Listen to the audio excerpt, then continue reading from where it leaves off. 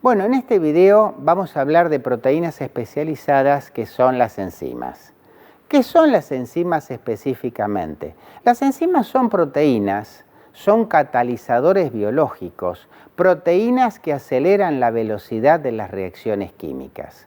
Sin las enzimas, las reacciones químicas se llevarían igual a cabo, pero a una velocidad tan lenta que serían incompatibles con la vida.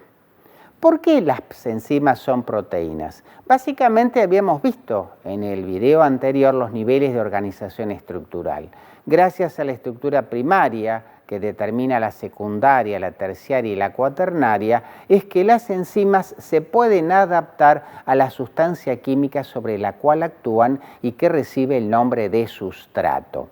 La unión entre la enzima y el sustrato se dice que es de adaptabilidad inducida, es decir, gracias a estos niveles de organización estructural, el sustrato se puede adaptar y la enzima a su vez también se puede adaptar al mismo, adoptando la conformación en el espacio que les sea más cómoda.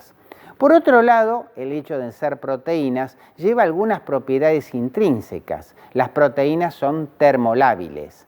Las enzimas generalmente son altamente eficientes, es decir, con pequeña cantidad realizan una gran actividad biológica. Generalmente se pueden recuperar al finalizar la reacción química y una característica que es fundamental en las enzimas es que generalmente estas enzimas disminuyen lo que se llama la energía de activación de la reacción catalizada.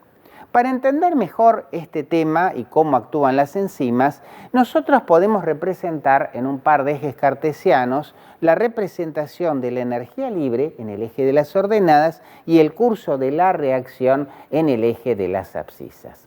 Si ustedes quisieran transportar, por ejemplo, esta piedra hasta la cima de la montaña, dejar caer la piedra y que la misma piedra al tocar el fondo del precipicio se rompa en unidades más pequeñas, ustedes deben realizar sobre esta piedra un empuje.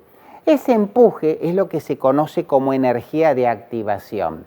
La energía que yo le tengo que dar a esta piedra, en este caso a esta molécula A, para alcanzar la cima de la montaña, el estado de activación.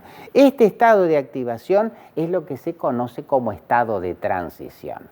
A partir de este momento, todas las moléculas van a adquirir una energía cinética propia, van a entrar permanentemente en choque entre sí y espontáneamente la reacción química va a proceder, hasta ahora ni hemos hablado de enzimas, hasta llegar a un estado final donde el producto, mejor dicho, se generan los productos de la reacción y básicamente la diferencia de energía entre el estado inicial y el estado final es lo que se conoce como variación de energía libre. Cuando ustedes habitualmente ingieren un glúcido, cuando habitualmente ingieren un lípido, generalmente decimos que cumplen funciones energéticas.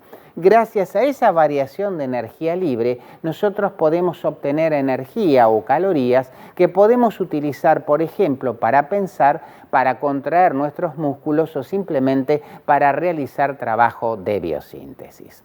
¿Cómo actúan las enzimas? Las enzimas generalmente actúan sobre una molécula que recibe el nombre de sustrato, que es mucho más pequeña.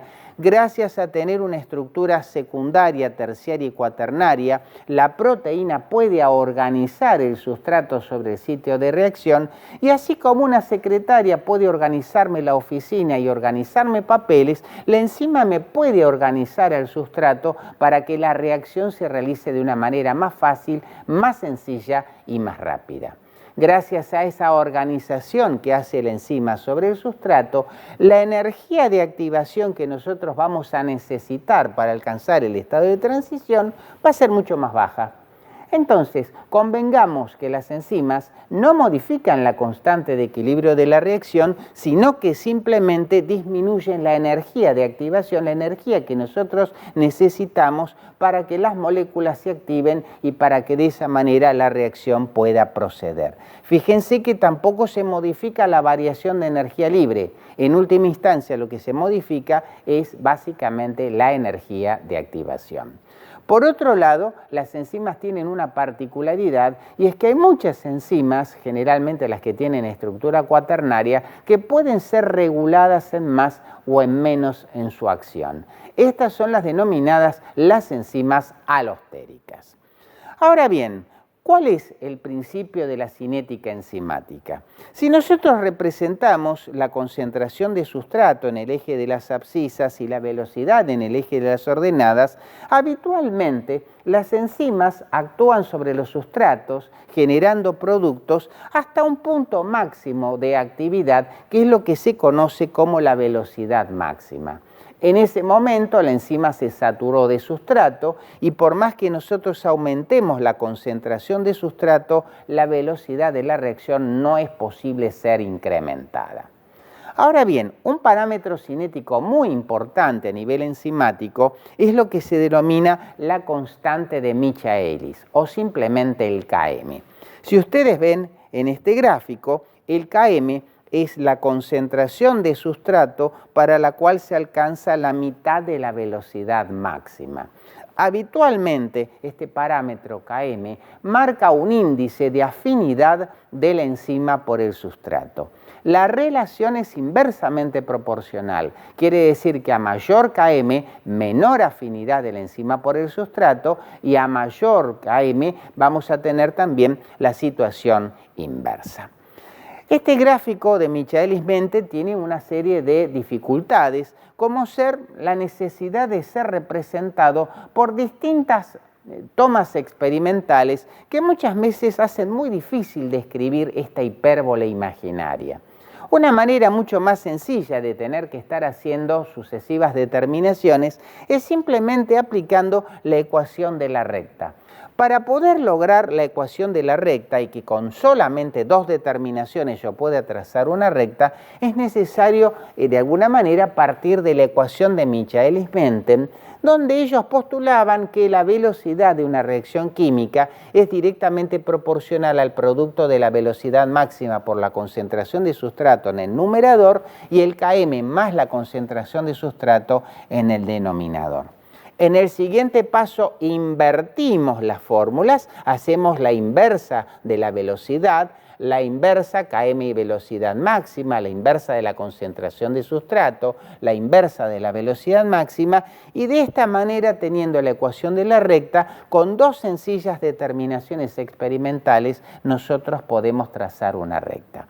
Ahora atención, ustedes han hecho la inversa, por lo tanto, cuando nosotros hacemos la proyección, en el eje de las abscisas vamos a tener la inversa de la concentración de sustrato, en el eje de las ordenadas vamos a tener la inversa de la velocidad y vamos a considerar después dos variables que hasta este momento no conocíamos. Lo que se llama la pendiente de la recta, es el A de la ecuación de la recta, que es la relación entre el Km y la velocidad máxima, y finalmente lo que se llama la pendiente al origen, que es la inversa de la velocidad máxima.